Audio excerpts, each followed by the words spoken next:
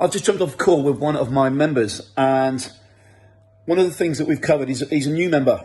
Before we got into the whole, we're using automation, one-to-many strategies to scale his business, the first thing I've asked him to do is actually look back in the rearview mirror. And the reason why I've done that is I want to see what he's done before. So how has he brought in clients before? So right now he's got nowhere near enough clients, nowhere near enough high quality clients. He's not retained.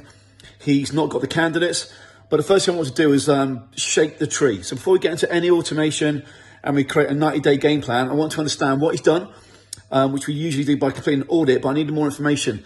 Anyhow, what we came up with, or he came up with, was this. So I've taken notes on my iPad, is the following.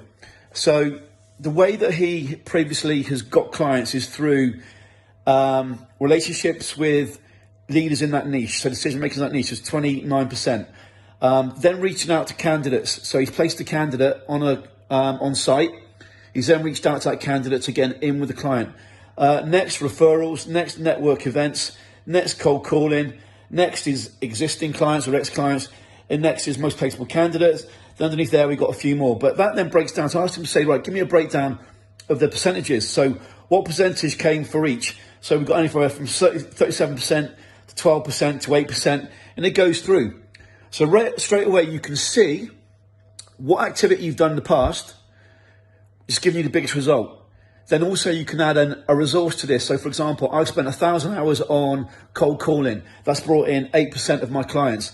I spent 30 hours on a referral process. That's brought in 15%.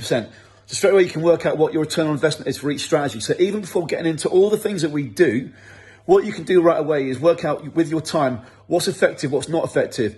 And usually there'll be 2 or 3 strategies that you can then repeat over and over again.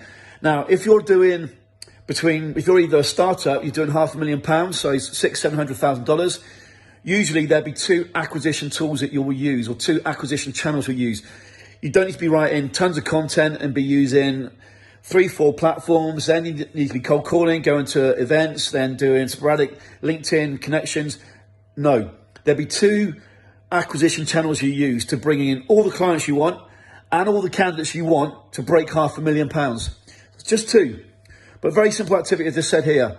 You can look back and see what the best strategy you've used so far is and what the actual results were per hour.